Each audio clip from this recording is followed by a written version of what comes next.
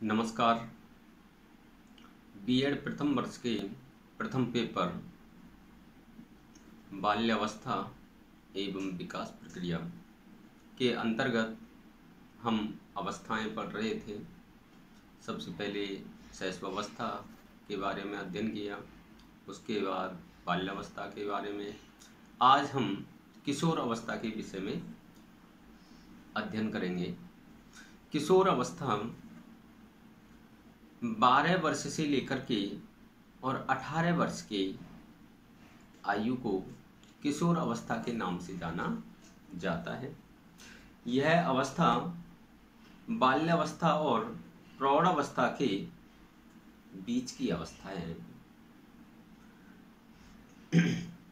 जीवन की महत्वपूर्ण अवस्था माना गया है इसको। इस अवस्था में बालक के अंग प्रत्यंग आदि पूर्णता को प्राप्त कर लेते हैं। किशोर अवस्था के विकास के सिद्धांत, प्रमुख रूप से 2 सिद्धांत बताए गए हैं।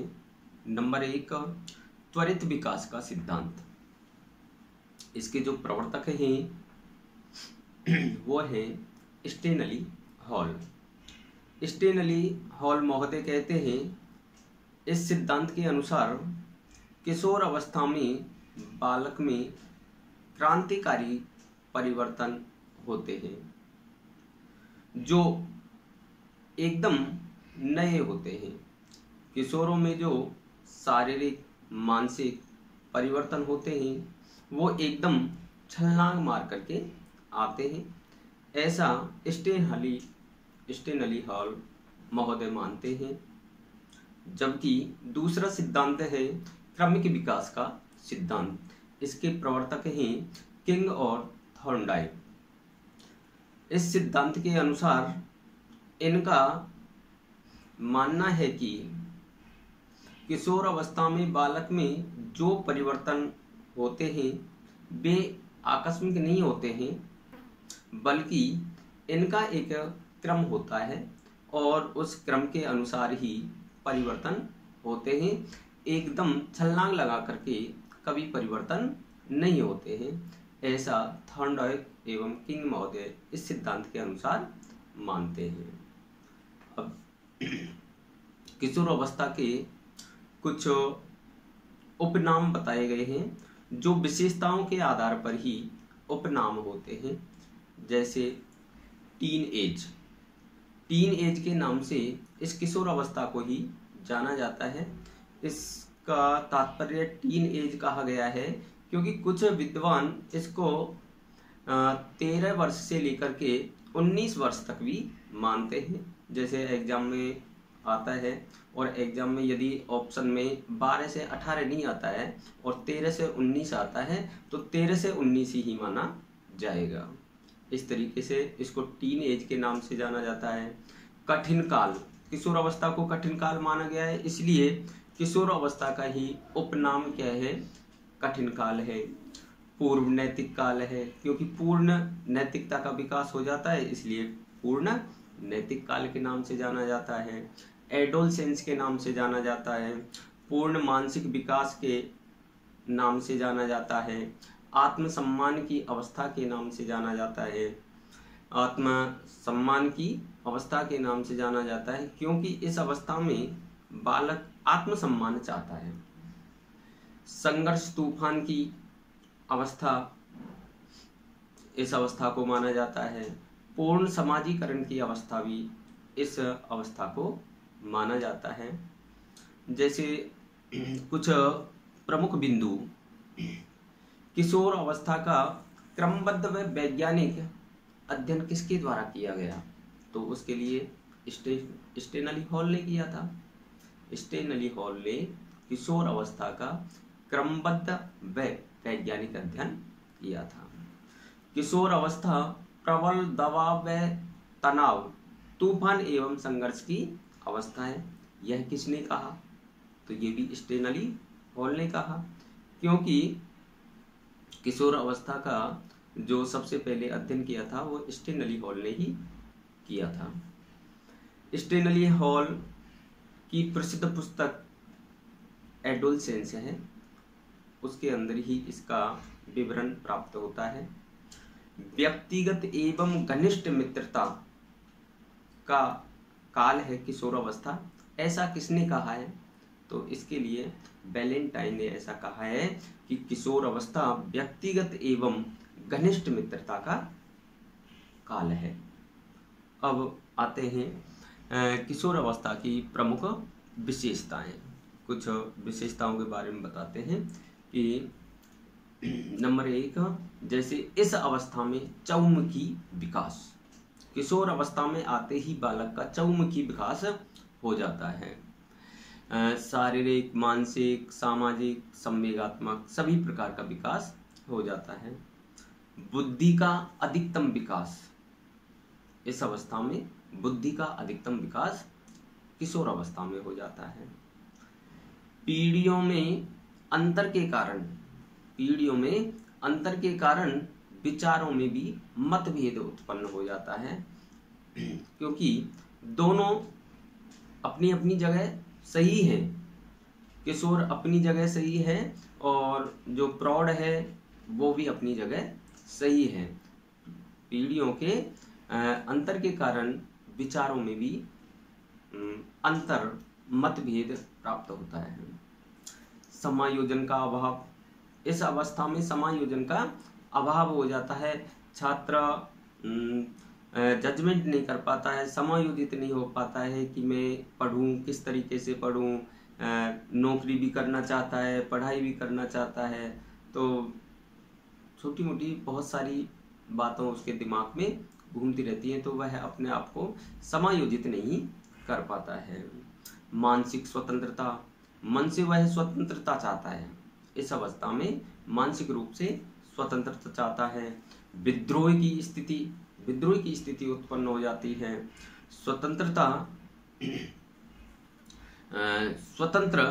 सोच का विकास चाहता है। अपनी अपनी सोच जैसी, कोई कुछ सोचता है, कुछ कहते हैं कि मुझे ये कार्य करना उचित है, कोई कहता है नहीं ये कार्य मुझे करना उचित नहीं है, ये कार्य करना उचित है। इस प्रकार की अपनी अपनी सोच स्वतंत्र रूप से सोचता है। स्वतंत्र निर्णय क्षमता पाई जाती है। इस अवस्था में स्वतंत्र रूप से निर्णय क्षमता पाई जाती है, वह स्वतंत्र रूप से निर्णय ले लेता है। ईश्वर एवं धर्म, विश्वास व अविश्वास, इस अवस्था में जो किशोर अवस्था के जो बालक होते हैं वो कुछ तो धर्म में विश्वास रखते हैं और कुछ धर्म में विश्वास नहीं रखते हैं। ऐसी विचारधारा उनके अंदर मिलती है। समाज सेवा व देशभक्ति की भावना, इस अवस्था में समाज की सेवा करना चाहता है बालक और देशभक्ति की भावना उसके अंदर रहती है। व्यक्तिगत एवं घनिष्ठ मित्रता, इस अवस्था में जो मित्रता होती है वह बड़ी ही व्यक्तिगत एवं घनिष्ठ होती है, वह अपनी निभाता है उसको। जबकि शैशव अवस्था में तो जो मित्रता होती है वह क्षणिक मित्रता होती है और बाल्यावस्था में जो मित्रता होती है वह खोखली मित्रता होती है। लेकिन इस अवस्था में जो बाल्यावस्था होती है, इसमें जो मित्रता होती है वह बहुत ही घनिष्ठ मित्रता होती है। इच्छाओं का बाहुल्य, इच्छाएं बहुत होती हैं। इस अवस्था में बालक की इच्छाएं बहुत होती हैं। दिवा स्वप्न की प्रवृत्ति कुछ प्राप्त करना चाहता है, दिन में ही जो चीज प्राप्त नहीं हुई है उसकी भी कामना कर लेता है। वीर पूजा की प्रवृत्ति, वो किसी को अपना आदर्श बना लेता है और उस आदर्श के अनुसार ही अपने को दिखाना चाहता है। किसी का विवेकानंद आदर्श है, किसी का कोई अभिनेता है, उसका आदर्श प्रस्तुत करता है, तो ये भावना उसके अंदर उत्पन्न होती है। आत्मसम्मान को महत्व देता है, इस अवस्था में आत्मसम्मान चाहता है। आत्मनिर्भर बनाम निर्भरता, आत्मनिर्भरता बनाम निर्भरता, तो क्या कहा है कि खुद आत्मनिर्भर नहीं है, लेकिन ऐसी बातें करता है जैसे स्वयं निर्भर है, दूसरों पर निर्भर होते हुए भी आत्मनिर्भरता की बात करता है। घर से बाहर निकलता है तो वो अपने जो बुजुर्ग होते हैं, जो बड़े होते हैं, उनको कहता है मुझे टोका मत करो, मैं अब समझदार हो गया हूँ, मुझे पता है मुझे क्या करना है क्या नहीं करना है। इस तरीके के विचार उत्पन्न होते हैं। समवयस्क भावना, अपने समान जो वयस्क होते हैं उनमें एकत्रित रहने की जो उसके अंदर भावना उत्पन्न होती है। और इस अवस्था में माता पिता वृद्धों की वो बात नहीं मानता है, लेकिन जो उसका दोस्त जो होता है, मित्र जो होता है, उसकी बात को सबसे अधिक मानता है, उस पर वह विश्वास करता है। तभी कई वृद्ध कहते हैं अरे यार तेरे दोस्त को समझा, क्योंकि वह उस अपने मित्र की बात को मानता है इस अवस्था में। सौंदर्य का उपासक होता है, सौंदर्य के लिए सौंदर्य का उपासक होता है, सुंदरता प्रदान करना चाहता है, अपने को कुछ अलग दिखाना चाहता है, और इसके लिए वह विपरीत लिंग के लिए आकर्षित होता है। लड़का है लड़की को देख करके आकर्षित होता है, और लड़की लड़के को देख करके आकर्षित होती है। इस अवस्था में आदर्शवाद बनाम यथार्थवाद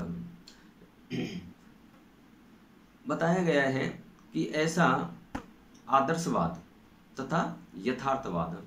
आदर्शवाद ऐसे आदर्श प्रस्तुत करता है, ऐसा घर होना चाहिए, ऐसा कूलर होना चाहिए, ऐसा ये डाइनिंग टेबल इधर होनी चाहिए, मतलब खुद ने कुछ किया नहीं है, यथार्थ तो कुछ और ही है, लेकिन आदर्श प्रस्तुत करता है।